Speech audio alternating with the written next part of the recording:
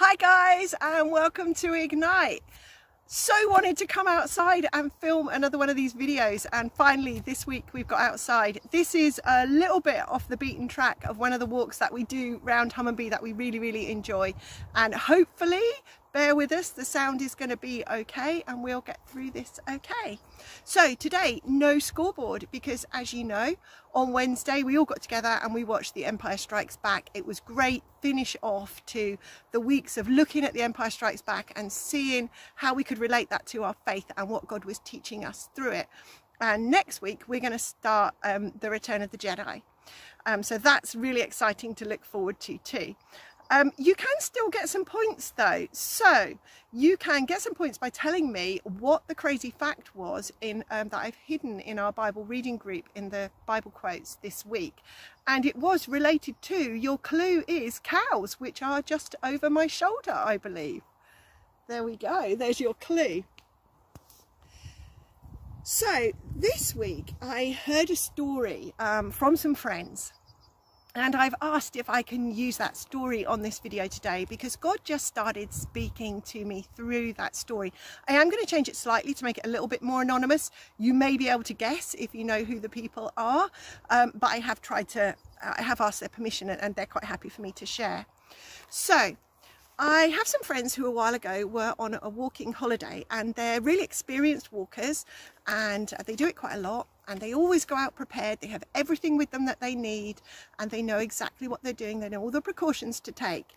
And they went out on this particular holiday and they'd spent, I don't know, a few days doing a few walks, got on great, no problems.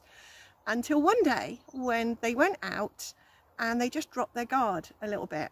And they didn't take everything with them they needed, especially they didn't all have compasses and maps.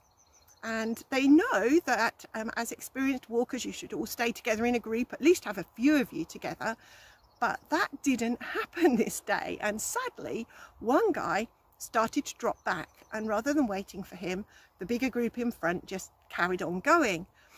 And the guy behind just kept following. Well, he thought he kept following. It actually turned out that after a while, he thought he was following the group of walkers in front. But he wasn't. He was following a different group of walkers who were going in completely different direction. In fact, whole 90 degrees different from where they were supposed to be going. And he didn't have with him a map or a compass. And he wasn't in touch with the guys who were in the group in front because he thought he was following them. After a while, the big group realised that they'd lost somebody. And I guess they looked for a while, but they couldn't find him, and so they ended up doing the only thing they could, which was call in mountain rescue. And phew, everything worked out okay, and the guy actually turned up safe and well, no problems. But it just got me thinking a little bit about how we need to keep our guard up, how we need to be vigilant in all those things that God has taught us and where he's taken us, so that these type of things don't happen to us. So the first thing it reminded me of was the parable that Jesus taught about the house that was built on the rocks and the house that was built on the sand.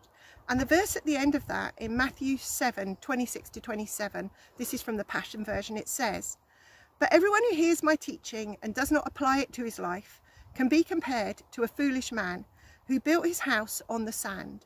When it rained and rained and the flood came, with the wind and the waves beating upon his house, it collapsed and it was swept away." We need to keep applying Jesus' teachings, everything that God's taught us, to our lives. We can't let our guard drop. My friends, they had a whole load of knowledge about walking and about being out in the open, and that particular day they just didn't apply it and they didn't use it. We need to know what Jesus taught and we need to keep applying it. Another example for this is car accidents. I don't know if you know, but apparently the vast majority of car accidents happen within about 15 miles of your own home. And the reason is because that's when you relax. So imagine you've been on a long journey, or you've had a really hard commute and you're driving home. You just relax a bit as you get closer, you drop your guard, you're maybe not as vigilant in everything you're doing in the car, and then accidents can happen. So we don't want that to happen in our Christian life. So how can we apply this? So The guy that got left behind, he also ended up following the wrong group of people. And we know that that can be quite easy for us to do in our Christian life, okay? So when we read something, when we watch a video teaching, when we hear a teaching from the front, we just need to be always leveling that up to the truth in God's word that we know. And if you're not sure, if you've got your Holy Spirit antenna up and something isn't feeling quite right, always go check it out with somebody. And do you know what, 9 times out of 10 they'll say, hey, do you know what, you just haven't quite understood that properly. What that person meant was, and then everything's okay. But just sometimes that teaching isn't quite right, and so we need to make sure that we're following the right teaching. Otherwise you could end up way off course like that guy did. You could end up completely going in the wrong direction. Do you know, in that story, the group of friends that I had, the only option they had left to them was to call mountain rescue, and they probably felt a bit foolish doing it. But for us, what's our option? Our option, if we let our guard down, if we just make a few mistakes, if we're stuck and we're in trouble, our option is to call God, and that is such a good option to have available, isn't it? It makes me think of the father in the story of the prodigal son. How he just waited and waited, and he couldn't wait for his son to come back. And that's what God's doing. God is just waiting in those situations where we just make a bit of a mistake and we don't quite use everything that he's equipped us with. He's waiting for us to go, help, and that's fine. And we can call out to him. So we're thinking about being vigilant. We're thinking about not losing our guard. What does vigilant actually mean? Well, the definition for vigilant is about so big. And I've got a few words here. It means watchfulness, it means careful observation, surveillance, attentiveness, alertness, carefulness, and guardedness, which is what it kept reminding me of. What it isn't is saying, oh, it'll be okay today. That doesn't matter. It'll be fine. That's what it isn't. Okay? It's especially true when we have maybe a routine set. And we just, oh, well, maybe we don't need to pray today. Maybe we can get away without reading our Bibles today. No, we should keep it going. Not least because when you have a routine, if you stop it, sometimes you don't start again. The verse that often comes to mind when I think about vigilance as well is one we've used before, which is 1 Peter 5:8. And it says, be well balanced and always alert, because your enemy, the devil, roams around incessantly, like a roaring lion looking for its prey to devour. And that's true, isn't it? Do you know, the enemy is just like a predator, and he waits for somebody with their guard down. He looks for the weak to attack. We don't want to be that person. So what can we do? Well, there's lots we can do, and I've just picked out a few thoughts and a few Bible verses, but I'm sure there's others that you can think of too.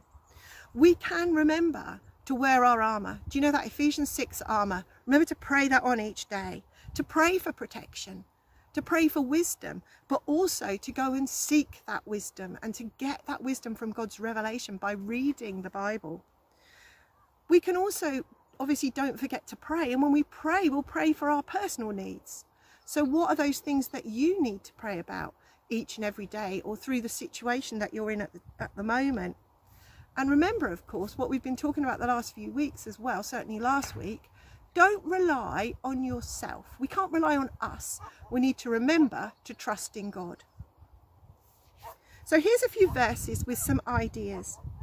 1 Corinthians 10:12 says, so if you think you are standing firm, be careful that you don't fall. So that's talking about trusting in ourselves rather than trusting in God. Don't think of yourself as standing firm. Remember to be leaning on God. And don't get overconfident too. Proverbs 4:20-23 says, keep and guard your heart with all vigilance, and above all that you guard, for out of it flows the springs of life. So we need to guard our hearts. That's something we must be vigilant about. What have you got in your hearts at the moment, Ignite? Is it God's ways and God's words that you have in your hearts? Or is it the world's ways? Now, this isn't a time to go, you know, poking around and like, oh, should I be doing this? Should I be doing that? What's in my heart? But no, but we can pray about it, and we can ask God, is there something that you want us to start working on that shouldn't be there, that we need to work on? And, you know, maybe that's a moment. Have some time with God and see what he thinks. Let's find the next one. Psalm 39 verse 1 says, I will watch my ways and keep my tongue from sin. I will put a muzzle on my mouth while in the presence of the wicked. Okay, so one thing we really know we have to be careful about is what we speak. We need to keep a muzzle on our mouths sometimes, maybe all the time. We don't want to get involved in gossip, do we? And I thought it was quite interesting that it says, in the presence of the wicked. Sometimes it's more difficult to not say something that you don't mean to say when there's people around you who aren't being very nice. But just don't say it. That's the answer, isn't it? Just try not to. I remember my nan always used to say to me, if you can't say something good, then don't say it at all. And actually, that's quite true, isn't it? We're better off to use fewer words. Definitely something we can be vigilant about. Colossians 4:2 says, be earnest and unwearied and steadfast in your prayer life, being both alert and intent in your praying with thanksgiving. Be earnest and unwearied and steadfast in your prayer life. That is more than an encouragement to be vigilant and to keep our guard up. Our relationship with God relies on us talking to him. It's our prayer life. Whether that's those moments you go and have times where you are earnestly praying, whether it's conversations with him, whether it's questions.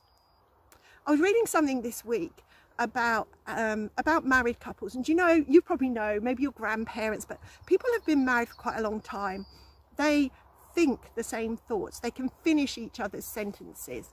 I know that used to happen with my husband, and it's just a wonderful thing, and it's because they've been around each other so long and they have such an amazing relationship. That's the relationship we want with God. We want to think his thoughts, and to do that we need to keep our relationship going, and we need to keep praying.